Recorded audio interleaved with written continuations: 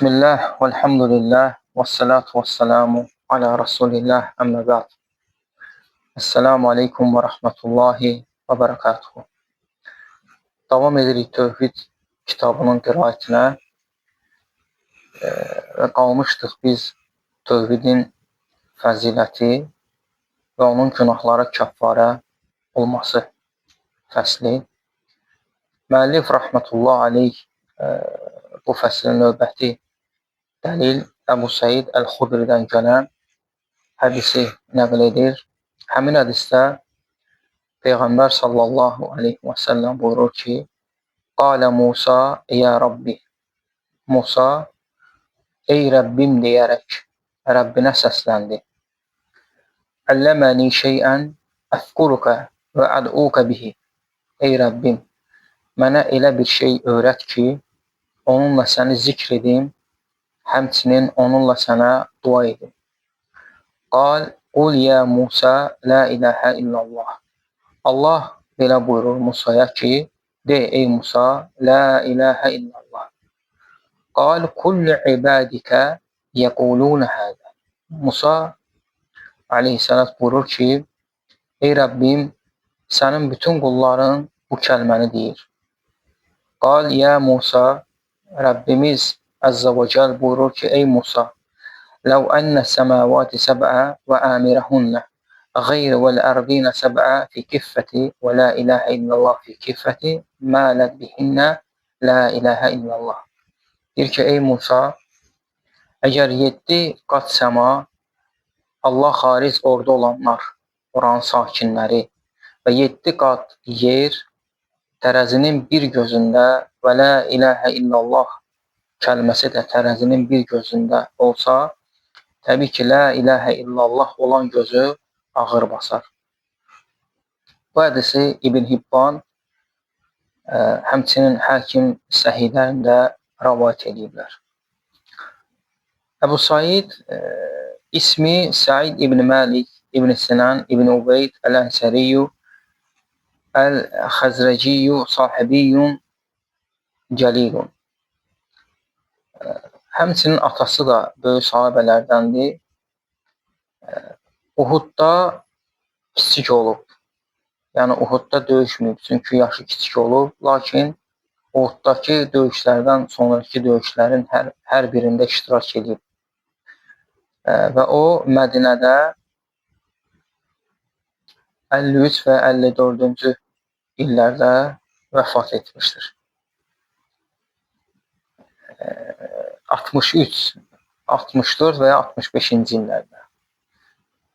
Və hətta bir rivayətdə gəlib ki, 74 yaşı var idi, yəni vəfat edəndə. Və Musa öz Rəbbinə deyəndə ki, mənə elə bir kəlmə öyrət ki, asquruka, o kəlmə ilə səni zikr edim, ey usna aleyk, yəni o kəlmə ilə sənə səna edim. Və əd'uka, və o kəlmə ilə sənə dua edim, ey əsəluka bihi, yəni o kəlmə ilə səndən istəyim. Və Allah Azza və Cəllənin qul ya Musa la ilahə illallah deməyi fihi ənə zəkirə bihə yəquluhə kulləhə. Həmin o kəlməni zikr edən kimdirsə, onu bütöv halda deməlidir. Yəni la ilahə illallah belə deməlidir. Və la yəqtəsiru ələ ləfzil cəlaləti və aləhu kəmə yəfəlhuğulatul cühəl mutasaffatun. Yəni Allah, Allah və ya o deməlidir. Necə ki, bəzi cahillər,ğulat cahillər və sufilər bunu bu cür edir. Əksinə, o kəlmə tamı-tamına zikr olunmalıdır. La ilahə illallah. Yəni Allah, Allah və ya o bu cür zikr olunmur. Bu cür zikr bidət zikirdir. Çünki Peyğəmbər sallallahu aleyhi və səlləm nə sahabələr, nə tabiin, nə də ətbə tabinlərdən belə bir zikr forması gəlməmişdir. Bu cür zikr bidət və zəlalətdir. Kullu ibadikə yəqulunə həz. Musa deyir ki, ey Rəbbim, sənin bütün qulların bu kəlməni deyir. ثبت بخط المصنف بالجمع والذي في الأصول يقول بالإفراد مراعاة لللفظة كل. Musannifin öz xətti ilə bu cəm variantda gəlir. Yəni ibadik əslində üsulda əsl olaraq ifradda gəlməlidir. Yəni əbədə kullu əbdin. Lakin burada hədisdə gəlib kullu ibadik. Hər iki halda da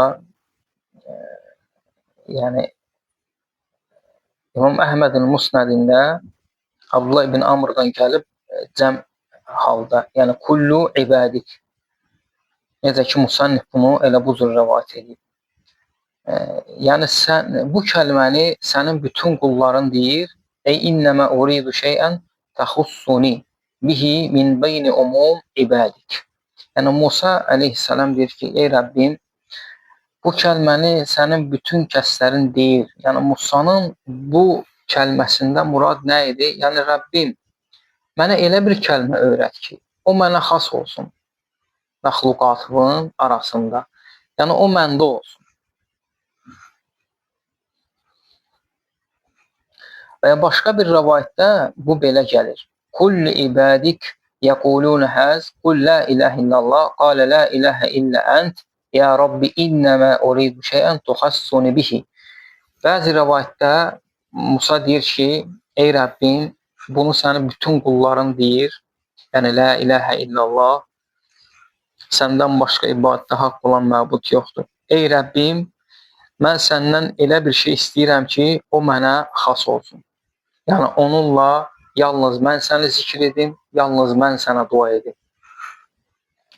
وَلَمَّا كَانَ بِالنَّاسِ بَلْ بِالْعَالَمِ كُلِّهِ مِنَ الضَّرُورَةِ إِلَى لَا إِلَهَ إِلَّا اللَّهِ مَا لَا نِهَايَةَ لَهُ كَانَتْ مِنْ أَكْثَرِ الْأَذْكَارِ وُجُودًا وَأَيْسَرُهَا حُصُولًا وَأَعْظَمُهَا مَعْنًى. Madam ki, bütün insanlığın, bütün aləmin La ilahə illallah kəlməsini zikr etməyə zəruriyyəti var. Yəni onun nəhayəti yoxdur. Demək ki, o zikir mövcud zikirlər içində ən çox zikr ediləsi bir zikirdir. Həmçinin hasil olma baxımından ən hasandıdır və məna etibarı ilə ən əzəmətli mənanı özündə əks edən zikirdir. Hansı zikir? La ilahə illallah zikri.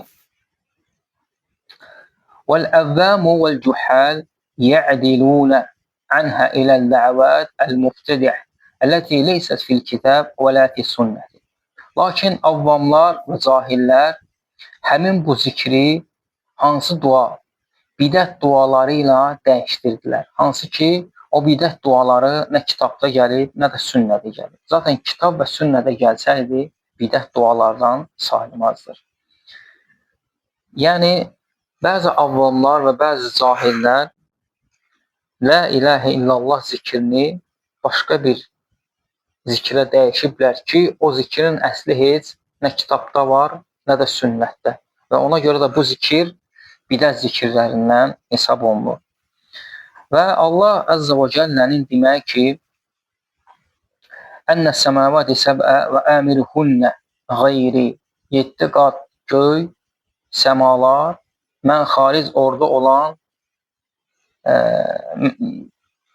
sakinlər.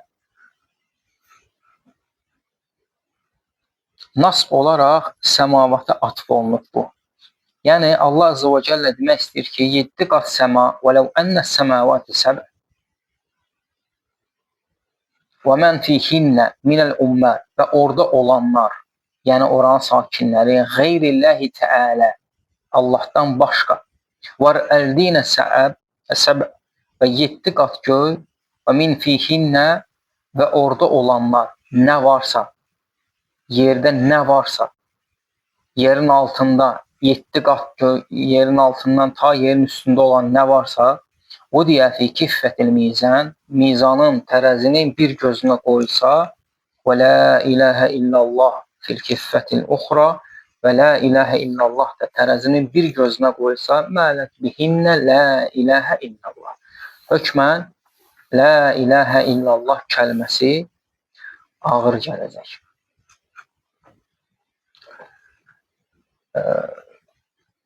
Həmçinin İmam Əhməd Abdullah ibn Amr'dan rəvayət etdiyi hədisdə Peyğəmbər sallallahu aleyhi və səlləmin bu cür dediyini deyir. Deyir ki, Ənə Nuhən qalə li ibnihə ində mövtihi. Nuh öz oğluna ölüm anında belə dedi. Əmirukə bilə iləhə illallah. Mən sənə la iləhə illallahı əmr edirəm. Tövhid kəlməsini əmr edirəm. Fə innə səməvati səbh vəl-ərdinə səbh. Həqiqətən 7 qat səma və 7 qat göy, yer. Ləvvudiyət fi kiffəti və la iləhə illallah fil kiffəti.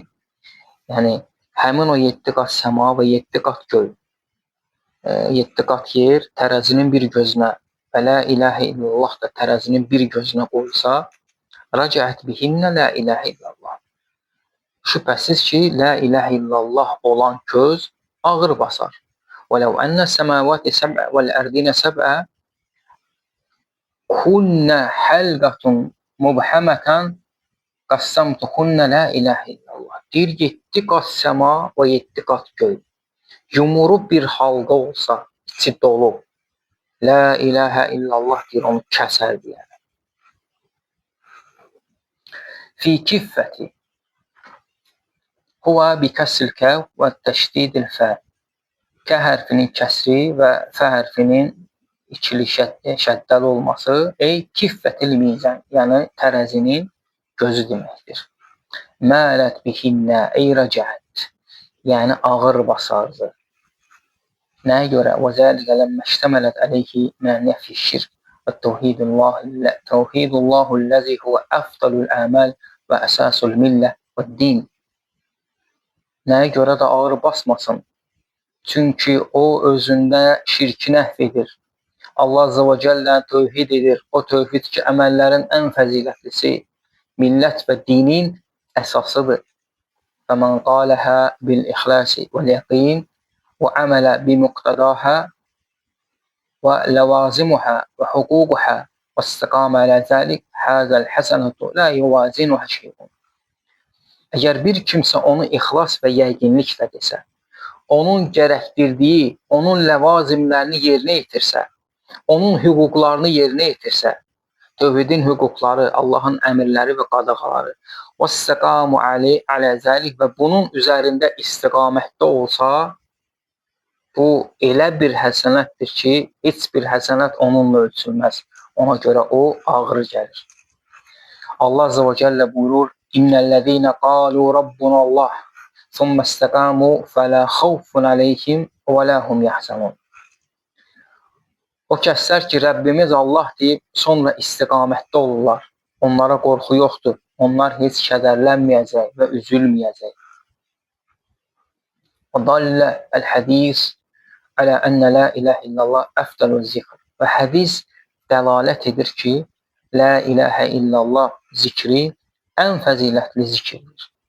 Necə Abdullah ibn Amr'dan mərfu olaraq gəlib ki, xeyru duai duau yevmə ərəfəti və xeyru deyir ki, ən xeyirli dua Ərəfə günə edilən duadır. Və xeyru mə qultu ənə vəl nəbiyyun min qabli. Mən və məndən öncəki nəbilərin dediyi ən xeyirli söz la iləhə illallah vəhdəhu lə şərikə lə ləhul mulk və ləhul həmd və huvə lə kulli şeyin qadir. Allahdan başqa ibadətə haqq olan məbud yoxdur. O təkdir, onun şəriyi yoxdur. Mülk onundur, həmd onundur və o hər şeyə qadirdir. Həmçinin mərfu olaraq yenə Abdullah ibn Amr'dan gəlib ki, Yüsəhu bi rəculin min ümməti ələ rəusil xələiq yevməl qiyamə. Deyir, qiyamət günü Peyğəmbər sallallahu aleyhi və səlləm deyir, məxluqatın başından ümmətimdən bir kişi çağırılacaq. Və yunşiru ləhu tis'ətun və tis'una sicillən. Və onun üçün 99 vərəq açılacaq. Kullu sicillin minhə məddəl bəsər. Deyir, hər bir vərəq də gözlə görüləcək qədər uzunluqda olacaq. Sümmə yuqal, sonra ona deyiləcək. Ətunkiru min həzə şeyin. Sən bunlardan bir şey inkar edirsənmi? Və yəqulu ya Rabbi, o deyəcək, yox ey Rəbbim. Və yuqalu əzəlikə uzrun əv həsənətun, və ona deyiləcək, sənin bir üzrün, bir yaxşılığın varmı? Və yuhabur racul fəyəqul lə, və kişi qorxub deyəcək, yox ey Rəbbim. Və yuqalu bələ innə ləkə indən həsənətən. Allah Azza və Cəllə deyəcək, xeyr, sənin mənim yanımda bir həsənətin var. Fə innəhu lə zulmü aleykə və yuxricu ləhu bitaqətun. Fiyhə əşhədu ən la iləhə illallah və əşhədu ənə Muhammədən abduhu və rasuluhu. Bugün sənə zülm olunmayacaq. Bir vərəq çıxardılacaq, hansı ki o vərəqdə yazılıb ki, mən şahidlik edirəm ki, Allahdan başqa ibadətdə haqq olan məbud yoxdur və mən şahidlik edirəm ki, Muhammed onun qulu və elçisidir. Və yəqulu ya Rabbi, mə hədihil bitaqatu mə'ə həzə sicillət. Ey Rəbbim, bu boyda vərəqlərə müqabil olaraq bir vərəqin nə önəmi var? Və yuqalu innəkə lə tuzləm. Bugün sənə zülm olunmayacaq. Və vudiyəl sicillətu fi kiffəti vəl bitaqatu fi kiffəti və taşət sicillətu və səqulət əl-bitaqa. Və o 99 vərəq tərəzinin bir gözünə, o bircə vərəq tərəzinin bir gözünə qoyulacaq və bitaqa olan tərəf ağır basacaq. Tirmizi bu hədisi həsən saymış. Vəl-Nəsai və Hibbən vəl-Hakim bu hədisi səhih saymış və deyib ki, bu hədis Muslimin şərtinə uyğundur. Həmçinin İmam Zəhəbi də bu hədisi səhih saymışdır. İbn-i Qayyum rəhmətullah aleyh buyurur ki, fəl-əməlu lə tətəfədəlu bisuvərihə və ədədəhə. Deyir ki, əməllər öz surətlərinə və ədəd sayına görə bir-birlərindən üstün deyil. Və innəmə tətəfədəlu bitəfədili mə fil qulub. Həqiqətən əməllər qəlblərdə olan şeyə görə bir-birindən üstün olur. Və təkunu suratul əməleyn vahidətən. Deyir, bir əməl var, iki surət var, lakin yəni iki əməl bir surətdədir. Və beynəhumə minət təfədil kəmə beynəs-səməi vəl-ərd. Lakin onların arasında olan o fəzilət yerlə və göylər qədər aralarında fərq var. Deyək ki, bir adam, deyək iki əməldir, lakin iki əməl edən var, lakin əməlin surəti birdir. Misal üçün, iki nəfər namaz qılır, əməlin surəti birdir. Lakin o əməllər arasında fəzilət o iki namaz qılanın qəlbinə qayıdır. Qəlbindəki ixlasa, yəqinliyə qayıdır. Qal və təəmməl hədisəl bitaq əlləti təvdəu fi kiffəti və yuqabiluhə tisətun və tismun sicillər. Sən deyir, o bitaq hədisi haqqında bir fikirləş, hansı ki tərəzinin gözünə qoyulur və ona müqabil də 99 vərəq. Kullu sicillin minhə məddül basar. Hansı ki o 99 vərəqin hər biri gözlə görüləcək qədər uzunluqdadır. Və təsəqqulul əl-bitaqatu və tətişul sicillət. Və deyir, bitaqa olan tərəzi ağır basır və 99 vərəq olan hissəsi də yüngül basır. Fələ yuəzzib, əzab yoxdur. Və məlumun ənə kullu muvahhidin ləhu həzəl bitaqa. Məlumdur ki, hər bir muvahhiddə belə bir bitaqa var, belə bir vərəq var. Və kəsirun minhum yədxulun nər bizunubihi. Lakin onların çoxu öz günahlarına görə cəhənnəmə daxil ola bilər. Hər bir muvahhid. Günahları çox olanlar. Deməli, bitaq hədisini rəvayət edib İbn İbban və Hakim Bunlar bu hədisi Tirmizi və Nəsai, Tirmizi həsən saysa da, Nəsai, İmam Nəsai İbn Hibban və Hakim bu hədisi səhih sayıb və Müslimin şərtinə uyğun sayıb. Həmçinin İmam Zəhəbi təlxisdə, yəni bunu səhih sayıb. Daha sonra müəllif rəhmətullah aleyh növbəti dəlili gətirir bu baba, yəni tövhidin fəziləti və günahlara kəffarə olması. Hədis Tirmizidən gəlir. Ənəs İbn Məlik deyir ki, Səmi'tu Rasulullah sallallahu aleyhi və səlləm yəqul, Peyğəmbər sallallahu aleyhi və səlləmin belə dediyini eşitdim. Qalallahu Teala, Allah Taala belə dedi. Hədis qudsidir. Yə ibn Ədəm, ey Adəm övladı, İnnəkə ləv ətəytəni bi qurabil ərdi xatayan. Ey Adəm övladı, əgər sən mənə yer dolusu xəta ilə gəlsən, sümmə ləqiytəni lə tuşriku bi şeyən. Sonra da mənə heç nəyə şərik qoşmadan qarşılaşsan, lə teytuka bi qurabihə məğfirə. Mən sənə dolu bir məğfirət ilə qarşılayaram. Musannif rəhmətullah aleyh bu hədisi zikr edib. Lakin Musannif bunu bu hədis uzun hədisdir. Sadəcə axır hissəsini zikr edir. Bu hədis İmam Tirmizinin sünənində keçir. Tam olaraq hədis belədir. Qala Allahu təbaraka və təala, Allah təbaraka və təala buyurur ki, ya ibn Ədəm, ey Adəm övladı, innəkə mə də'avtəni və rəcə'təni və ғəfartu ləkə alə mə kənə minkə və lə ubəd. Yəni, ey Adəm övladı, sən mənə dua etdiyin müddətcə, mənə ümid etdiyin müddətcə mən səni bağışlayaram. Nə əməl olur olsun, heç bunu əhəmiyyət də vermərəm. Ya ibn Ədəm, ey Adəm övladı, ləv bələğə zunubuka ənə'əs səməy.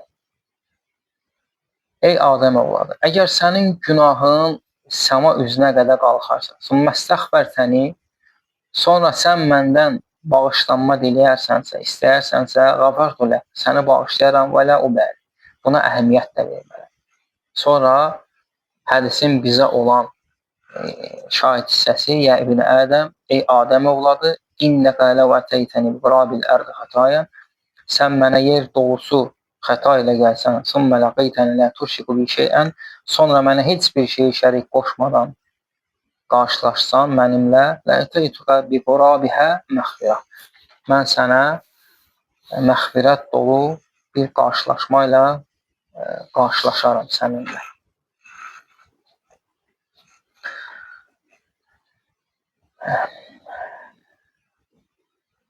Ənəs İbn Məlik məşhur sahabədir, Ənsardan olan Peyğəmbər sallallahu aleyhi və səlləmin xadimi, hansı ki Allah nəbisi sallallahu aleyhi və səlləm onun haqqında buyurur ki, Allahümmə əksər mələhu və vələdəhu və ədxələhul cənnə. Allahım onun malını və övladlarını artır və onu cənnətə daxil edir.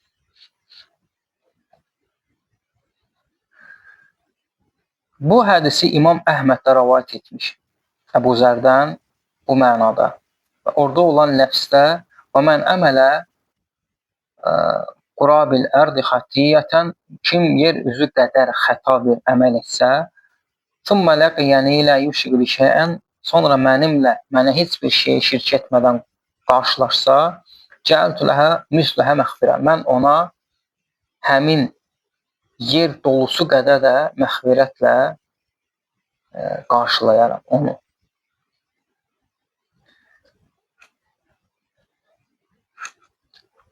Həmçinin İmam Müslimin və Təbəraninin İbn Abbasdan rəvayət etdiyi hədisdə deyir ki, ləv ətəytəni bi qurabil ərd. Əgər sən mənə yer dolusu günahlarla gəlsə, yəni burada dolu nə? yerin biqurab, qirab əslində yəni dop dolu, yer dolusu, 7 qat səmanın içi və yer onun üstündə dop nə varsa o qədər xəta ilə gəlsə deməkdir. Hədisdə "Summa laqitani la ushika bi şey'an" şərt var. Şərtun saqilun fil va'di bi husulil məğfirə. Yəni məğfirətin hasil olunmasında, bu vədin hasil olunmasında ağır bir şərt var. O da nədir? Allah Azza və Cəlləyə heç bir şərk etmədən, şirk qoşmadan qarşılaşmaq. Və huve salamətu minəşşirk. Kəsirəhu və qaliləhu, səğirəhu və kəbirəhu. Şirkin çoxu və azı, böyüyü və kiçiyi. Və la yəslimu min zəlik illə mən səlləməllahu teala. Bundan heç kim salamat qalmaz, Allahın salamat etdiyi xaric. Və zəlik huvəl qalb əs-səlim. O da səlim olan qəlb. Allah Azza və Cəllə buyurur ki: "Yevmə la yenfə'u malun və la banun." O gün sizə nə malınız, nə övladlarınız fayda verməz. İllə mən ətəllaha bi qalbin səlim. Qəlbi səlim olan şəkildə Allaha gələnlərdən başqa. İbn Rəcəb rəhmətullahi aleyh buyurur ki: "Mən cəə mə'ət təvhidi bi qurabil ərdi xatayan." Kim tövhidlə yanaşı yer dolusu xəta ilə Rəbbinə gələrsə, laqiyahullahu teala bi qurabiha məğfirə. Allah Teala yer dolusa qədər də ona məğfirətlə qarşılayar. İlə ən qal, sonra deyir ki: "Fə innə kamilət təvhidul əbdu və ixlasuhu lillahi teala fih." Bir qulun Allah Teala'ya ixlası və tövhidi tam olarsa, və qamə bi şurutihi bi qalbihi və lisanihi və cəvarihihi, və həmin o tövhidin də şərtlərini qəlbi ilə, dili ilə və cəvarihləri ilə əta etsə, iqam etsə, əv bi qalbihi və lisanihi indəl məvt, və yaxud da ölüm anında dili və qəlbi ilə iqam etsə. Çünki ölüm anında əməl etməyə gücü yoxdur. Yalnız dili və qəlbi ilə iqam edə bilər. Əvcəbə zəlik məğfirətən. Mə qad sələfə minəz-zunub kulləhə. Vacib olar ona Allah Teala məğfirət etsin. Keçmişdə günahı nə olur olsun. Və muni'əhu min duxulin-nər bil kulliyyə, və əbədi olaraq cəhənnəmə girməyindən də mane olar. Və mən təhaqqaqa bi kəlimət təvhid qalbuhu. Kim tövhid kəlməsini qəlbi ilə təhqiq edərsə, əxrəcəd minhu kullu mə sivallahu teala, yəni qəlbi ilə tövhidi təhqiq etmək, o qəlbdə Allahdan başqa hər şeyi çıxartmaqdır. Məhəbbətən və təzimən və iclələn və muhabətən və xəşyətən və təvəqqülən. Yəni sevgi ilə, təzim ilə, iclal, ağırlıq, sayğı, qorxu, təvəkküllə. Və hinə izin tuhriqu zənubəhu və xatayahu kulləhu. Həmin anda onun bax bu əməlləri, günahları və xətanın hamısını yandırıb kül edər. Və inkənəd mislə zəbədul bəhr. Onun günahları dənizin köpüklüyü qədər olsa bilər. İbn Rəcəbin sözü burada bitir. Həmçinin Əlləmə İbn Qayyim rəhmətullahi aleyh buyurur ki, və hədisin mənası haqqında: "Yu'fə li əhli təvhid el-məhd, əlləzi ləm təşubuhu biş-şirk." Tövhid, sırf tövhid əhlindən bu cür şeylər əff edilir. Hansı ki, o tövhid əhli ki, şirkin heç bir çirkablığı bunda olmayıb. Mə lə yu'fə limən leysə zəlik. Lakin tövhid əhli olmayanlara bu şeylər əff olunmayıb. Və ləv ləqiyə muvahhidu əlləzi ləm yüşrik billahi şeyən əlbəttə rabbəhu bi qurabil ərdi xətaya. Şək yoxdur ki, bir muvahhid Allah Azza və Cəlləyə şirksiz qovuşarsa, yer dolu günah etsə belə, bu halda qovuşarsa, ətəhu bi qurabihə məğfirə. Allah Taala ona elə yer dolusu qədər məğfirətlə gələr. Və la yahsul hada liman naqasa tauhid. Tövhidində naqislik olanlara isə bu cür məğfirət hasil olmayacaq. Və innət tauhidəl xalisəllazi əlləzi la yəşubuhu şirk. Tövhid ki var, xalis tövhid, hansı ki ora şirkin heç bir çirkabı dəyməyib. La yabqa ma'ahu zanbun. Onun yanında, bu cür tövhid yanında heç bir günah qalmır. Lə'ənəhu yətədəmmənu min məhəbbətillah və iclalihi və ta'zimihi və xoffihi və rəcaihi. Çünki o cür tövhid özündə Allah sevməyi, onu uzatmağı, ona əzəmətli tutmağı, ondan qorxmağı, ona ümid etməyi əhatə edir. Mə yəcubu ğusl-zunub ما يجوب غسل الذنوب ولو كانت إراب الأرض والنجاسة آردة الدفائع لها قوي. Hansı ki bu cür şeylər günahları yuyur, aparır. Yer dolusu olsa qədər yuyur, aparır. Çünki bu tövhidin gücü çatır bunu etməyə. وفي هذا الحديث كثرة الثواب التوحيد. Bu hədisdə tövhidin savabının çoxluğu var. Vəsitu keramallahu və cavvaduhu və rəhmətuhu və raddu aləl xavaric əlləzine yukaffirunəl muslim bizzunub. Bu hədisdə tövhidin savabının çoxluğu var.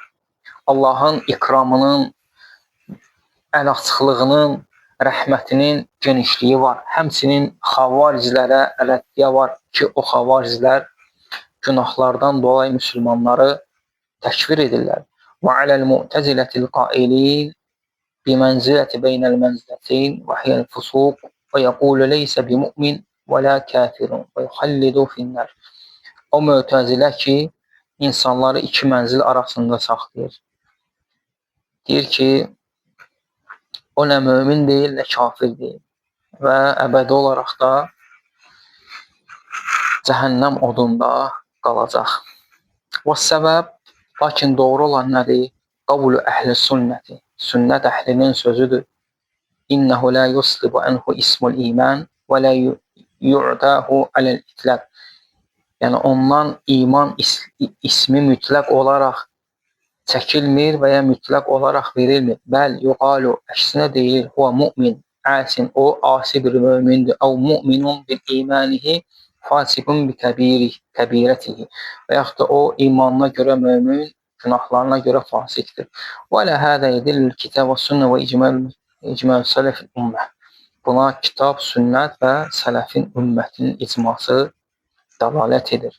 Necə Abdullah ibn Məsud deyir ki, ləmmə usri bi Rasulillahi sallallahu aleyhi ve sellem intəhə bihi ilə sidratil müntəhə u'tiyə fələtən. Deyir ki, Peyğəmbər sallallahu aleyhi ve sellem İsra gecəsi sidratul müntəhə mi'rac edəndə ona 3 şey verilmişdir. U'tiyə sələvətul xams, ona 5 vaxt namaz verilmişdir və xavatimə surətul bəqarah, Bəqara surəsinin axır 2 ayəsi verilmişdir. Vəğufirə limən lə yüşrik billahi ümməti şeyən əl-muqhimət. Və ona 3-cü olaraq nə verilmişdir? Ümmətindən şirk etməyənlərə bağışlanma verilmişdir. İbn-i Kəsir Rahmetullah aleyh buyurur ki, və əxrəcəl İmam Əhməd və Tirmizi və İbn Məcə və Nəsai ən Ənəs İbn Məlik qal, qara Rasulullah sallallahu aleyhi ve sellem hədihil əyə huvə əhlü təqva və əhlül məxfirə. İbn Kəsir öz təfsirində deyir ki, Allah Rəsulü bu ayəni oxuyanda Allah təqva və məxfirət əhlidir ayəsini oxuyanda qal, Qalə rabbukum ənə əhlu ən utaqqa fələ yücəl mə'yə iləhu. Deyir, məndən qorxanlar və mənimlə bərabər kimisə ilah götürülmənlər üçün taqva əhliyəm. Fəmən ittəqa ən yəcəl mə'ə iləhən kənə əhlən ən əxbirə ləhu. Kim mənim ilə yanaşı başqa bir ilah götürməzsə, mən ona bağışlanma. O elə əhildən edərəm ki, mənim bağışlandığım əhildən edərəm o kimsəni.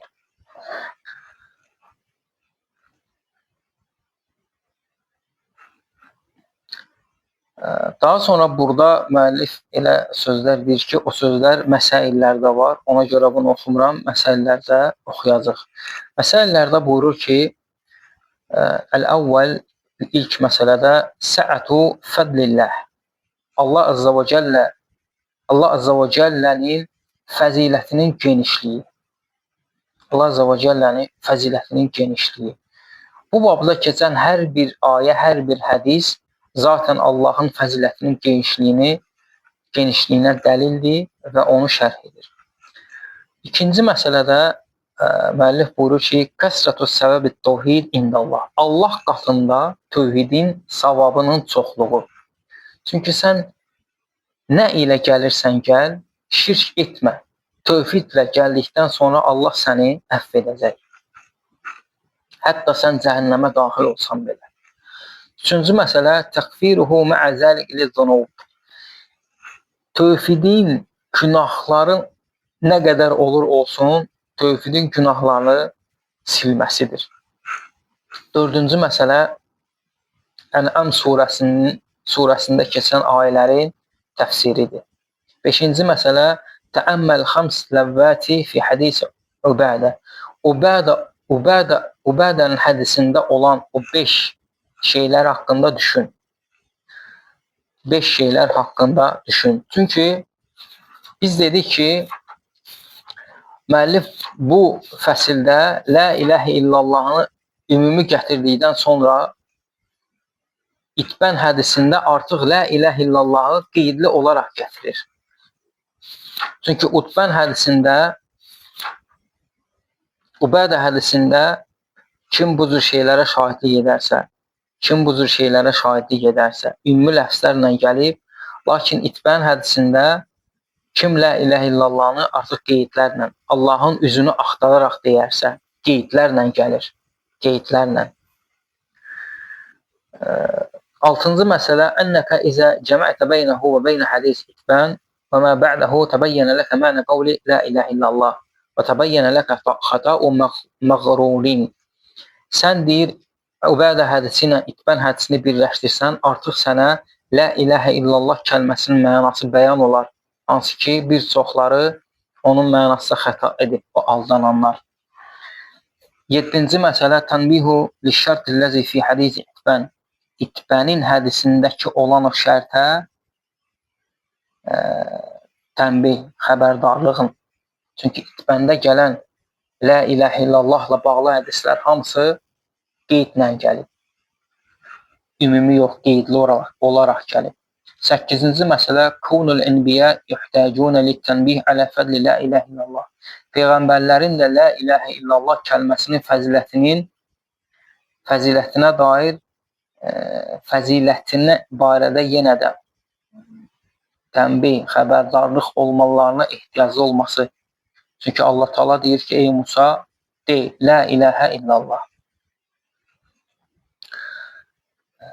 9-cu məsələ, ət-tənbihi li rujhanihə bi cəmil məxluqat mə ənə kəsirə mimmə yəquluhə yəxiffu mizanuhu.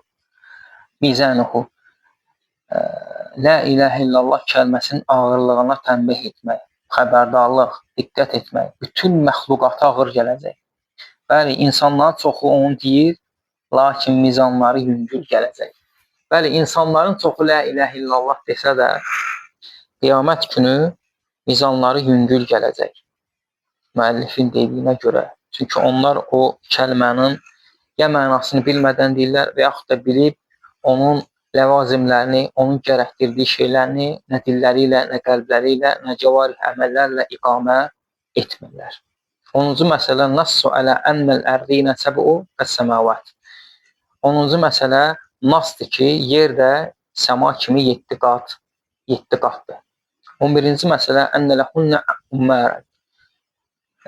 11-ci məsələ, səmanın sakinlərinin olması.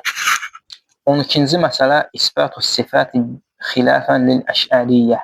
Əş'arilərə müxalif olaraq Allahın sifətlərinin isbatı. Çünki orada hədisdə bivəcihilləh gəlir, Allahın üzünü axtararaq, la ilahə illallah deyənlər.